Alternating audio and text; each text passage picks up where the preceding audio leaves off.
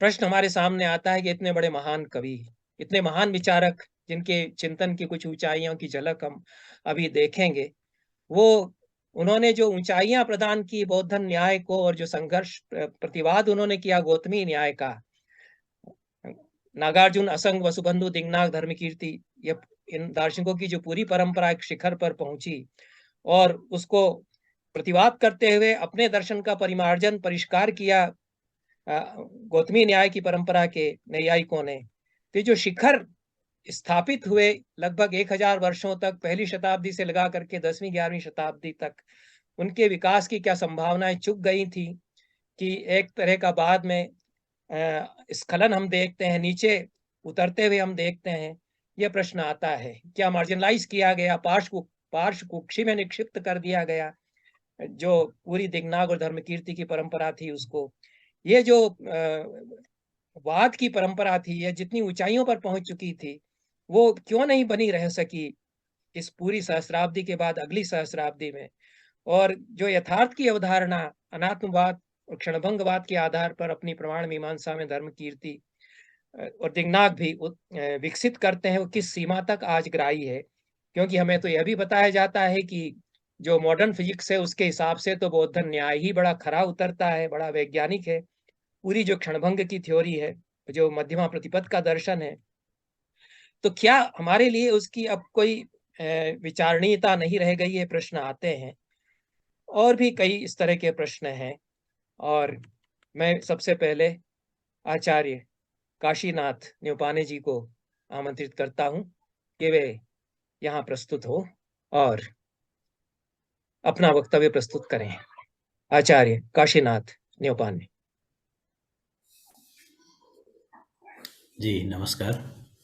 ॐ विश्वं दर्पणदृश्यमाननगरी तुल्यं निजान्तर्गतं पश्यन् आत्मनि मायया बहिरिवोद्भूतं यथा निद्रया यः साक्षात् कुरुते प्रबोधसमये स्वात्मानमेवाद्वयं तस्मै श्रीगुरुमूर्तये नम इदं श्रीदक्षिणामूर्तये तस्मै श्रीगुरुमूर्तये नम इदं श्रीदक्षिणामूर्तये।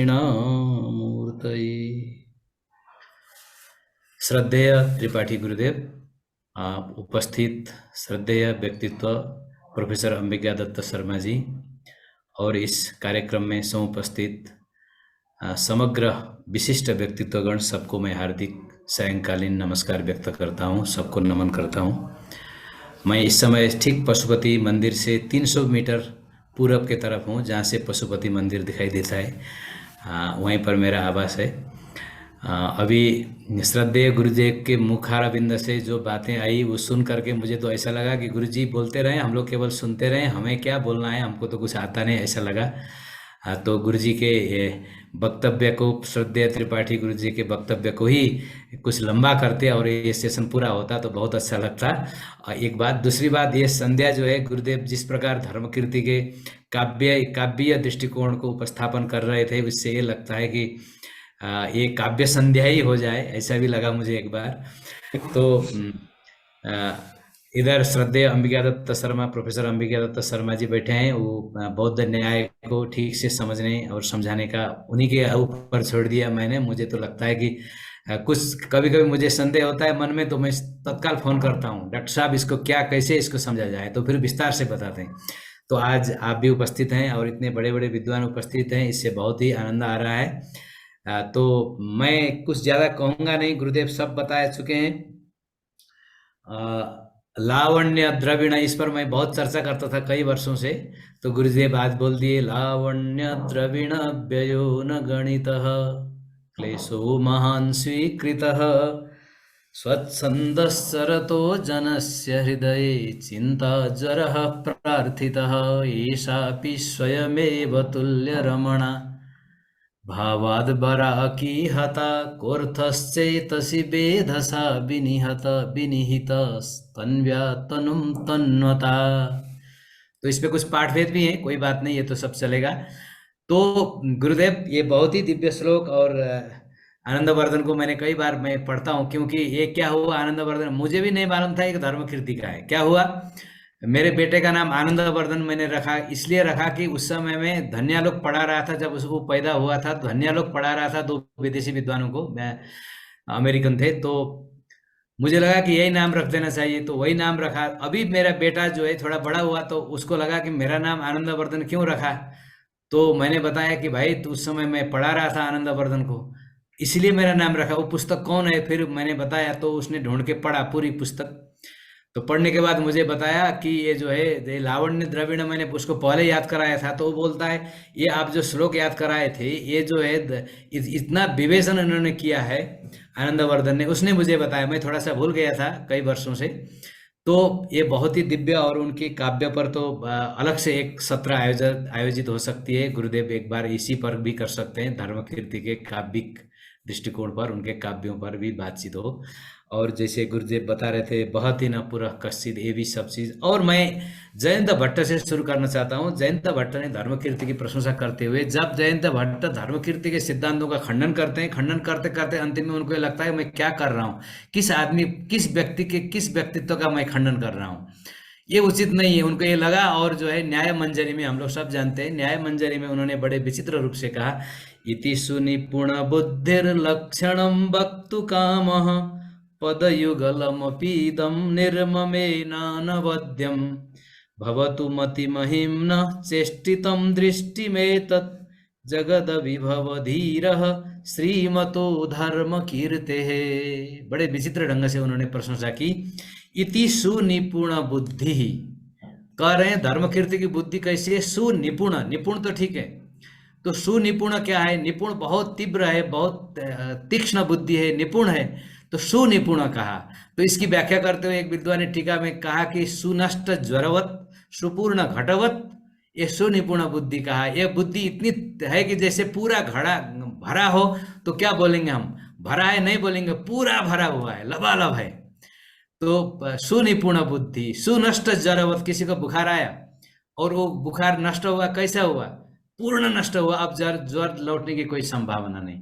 तो इसी प्रकार उन्होंने व्याख्या की है, इति सुनिपुण बुद्धि लक्षणम वक्तु काम, ये लक्षण बताना चाह रहे हैं प्रमाण का, प्रमाण की बात कर रहे हैं, तो विशेष करके अनुमान में ये बात कर रहे हैं। लक्षणम वक्तु काम पदयुगलम अपीदम निर्ममे नानवद्यम, बोलते हैं एक वाक्य भी, 2 वाक्य भी, पदयुगलम, कुछ भी इन्होंने गलत नहीं कहा, कुछ भी इन्होंने असंगत नहीं कहा। इनकी बुद्धि इतनी तीव्र है कि ये जो बोलते हैं वो पूरे के पूरे खरा हो जाता है। बक नानवद्यम भवतु मति महिम्न चेष्टितम दृष्टि में, तो मति महिम्न बोलते हैं इनकी बुद्धि कैसी है, तो मति महिम्न, बुद्धि की इनकी जो पराकाष्ठा है, बुद्धि की जो क्षमता है, महिमा है इनकी जो बुद्धि की, वो जो है चेष्टितम दृष्टि, उनकी जो चेष्टा है वो ऐसा ही रहना चाहिए, ऐसे ही रहे। जगद अभिभव धीर श्रीमतो धर्म कीर्ति, श्रीमान ऐश्वर्यशाली धर्म कीर्ति है, कैसे, जगद अभिभव धीर, ये शब्द जो है बहुत महत्वपूर्ण है, जगद अभिभव धीर, सारे अभिभव किया है, जगत के बुद्धि को ही जिसने, दार्शनिक जगत के बुद्धि को ही जिसने अभिभव कर दिया, ढक दिया। अभिभव का अर्थ है जैसे तारे तो अभी चमक रहे हैं दिन में, परंतु जैसे सूरज आते हैं तो अभिभूत हो जाते हैं, वो ढक जाते हैं। उसी प्रकार धर्म कीर्ति के आने के बाद जितने भी दार्शनिक हैं उनकी बुद्धि ढक गई है।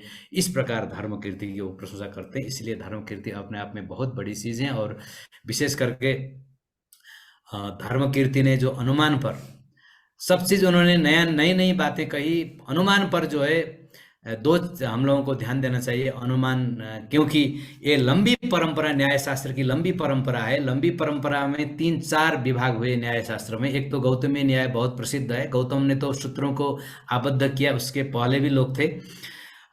और एक बौद्ध परंपरा हम नागार्जुन से ही देख सकते हैं। डॉक्टर अंबिका दत्त शर्मा जी बताएंगे इस पर विस्तार से। तो बादन न्याय को हम जानते ही हैं, बादन न्याय में पूरा गौतमी, बादन न्याय जो है पूरा का पूरा नहीं, बादन न्याय नहीं, ये अपने आचार्य वैदल्य सूत्र, वैदल्य सूत्र को देखने पर कितनी प्रसिद्ध रूप में वो जो ग्रंथ न्याय शास्त्र पर उन्होंने विचार किया। और वहां तो ये बोलते हैं कि बादम यह कर्तुमिच्छति तर्कों के प्रभाव को अपने मन में अहंकार लेकर के अपने मन तर्क में ज्ञानाभिमानेन अनुमानेन वादं यः तर्क कर्तुमिच्छति। ज्ञानाभिमानेन वादं यः कर्तुमिच्छति तस्य अहंकार नाशाय कुर्वे वैदल्य सूत्रकम। तो इस प्रकार ये न्याय परंपरा, इधर आई एक परंपरा, एक धारा, जैसे गंगा के 3 धाराएं ना, एक तो आकाश गंगा और इधर पृथ्वी में एक गंगा और पाताल में एक गंगा, पाताल की भोगवती गंगा, पृथ्वी की भागीरथ और मंदाकिनी ऊपर आकाश में। इसी प्रकार 3 गंगाओं के तरह ये 3 न्याय हैं। एक तो बौद्ध न्याय एक परंपरा चल रही है और दूसरी परंपरा गौतमीय न्याय हम बोल सकते हैं आज, और तीसरी धारा भी है जो मीमांसक और जैन, ये सब ये तीसरी धारा बनती है न्याय शास्त्र में। तो और एक और धारा आई न्याय शास्त्र में, वो गंगेश की, वो न्याय के गौतमीय के अंतर्गत ही आई, परंतु विलक्षण धारा है। तो मेरा तो मानना है कि 3 ग्रंथ अभी तो भारतीय दर्शन परंपरा में 3 महारोड हैं, बड़े हाईवे हैं। There are 3 highways in the Indian logical thinking. तो इसमें 3 विचित्र और विशिष्ट और परिपक्व धाराएं हैं, ग्रंथ हैं। एक कुमारिल भट्ट हैं। कुमारिल भट्ट का मार्ग इतना बड़ा है कि उसी मार्ग पर एक परंपरा, पूरी की पूरी परंपरा आज तक चल रही है। नया कुछ भी चिंतन नहीं है कुमारिल के बाद आज तक हम लोगों के पास, क्योंकि चिंतन तो बहुत हो रहे हैं परंतु आधार कुमारिल है। कुमारिल ने राजमार्ग बना दिया, इसीलिए हम उस पर अपनी गाड़ी दौड़ा रहे हैं। सारे वैदिक गण इसी कुमारिल को आधार पर लेकर चल रहे हैं। और दूसरे विद्वान आए धर्मकीर्ति, जिन्होंने प्रमाण वार्तिक लिखा। उसके बाद सारे बौद्ध चिंतक धर्मकीर्ति के इसी राजमार्ग को लेकर चल रहे हैं, उस पर उनको चिंतन नहीं कर रहा है। चिंतन तो बहुत करते हैं किए, परंतु एक राजमार्ग है धर्मकीर्ति का, सब कुछ उन्होंने बना दिया, हम उस पर हमें चलना है। और तीसरा ग्रंथ आया उसके बाद अंतिम में गंगेश, 12वीं शताब्दी में गंगेश उपाध्याय तत्व चिंतामणि। उसके बाद अभी तक चौथा ग्रंथ भारतीय दर्शन परंपरा में आया ही नहीं, मुझे ऐसा लगता है। छोटी बुद्धि से विद्वान लोग क्षमा करें, क्योंकि ऐसा कहने पर एक दिन मैं ऐसे ही बोल रहा था एक विद्यार्थी को, तो उन्होंने कहा कि शंकराचार्य का चिंतन कहाँ गया। मुझे एक विदेशी विद्वान ने कहा, तो मैंने विद्यार्थी ने कहा, मैंने कहा नहीं बाबू, ये शंकराचार्य तो कुमारिल हैं, इसीलिए शंकराचार्य खड़े वहां पर। कुमारिल न होते तो उनको फिर इसी प्रकार राजमार्ग बनाना पड़ता, कुछ और करना पड़ता, या और कुछ होता।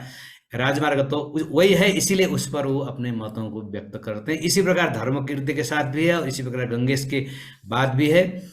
तो अब ये धर्मकीर्ति क्या करते हैं, इन्होंने अनुमान में जाकर के, जैसे पूर्ववत शेषवत सामान्य तो दृष्टम, ये 3 प्रकार के अनुमान परंपरा चली आई थी। धर्मकीर्ति से भी पूर्व थोड़े से दिंगनाग, आचार्य दिंगनाग ने इस परंपरा को शुरू किया कि अनुमानम द्विविधम, अनुमान 2 प्रकार की है।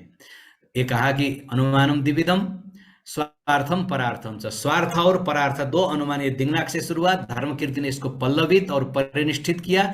बाद में सारे दार्शनिकों को, नैयायिक या मीमांसक या जो भी है, जैन दार्शनिक भी, थोड़ा सा जैनों को भी हम ले सकते हैं, तो जैन दार्शनिकों ने भी इसी परंपरा को आगे बढ़ाया, क्योंकि सबके साथ इसके अतिरिक्त कोई मार्ग नहीं था। इसीलिए जयंत भट्ट को ये कहना पड़ा, जगत जगत अभिभव धीर श्रीमतो धर्मकीर्ति, इसीलिए उनको कहना पड़ा, क्योंकि इस और कोई उपाय नहीं था। सब नैयायिक आदि सब लोग आकर के इसी मार्ग पर आए, इसलिए धर्मकीर्ति का भारतीय दर्शन चिंतन परंपरा में बहुत ही विशिष्ट स्थान है। अभी धर्मकीर्ति पर ये जो प्रमाण वार्तिक है, मैं थोड़ा सा दिखाना चाहता हूँ, मेरे हाथ में ये प्रमाण वार्तिक अभी छप के आई है। तो ये 1500 पेजों में है और पहली बार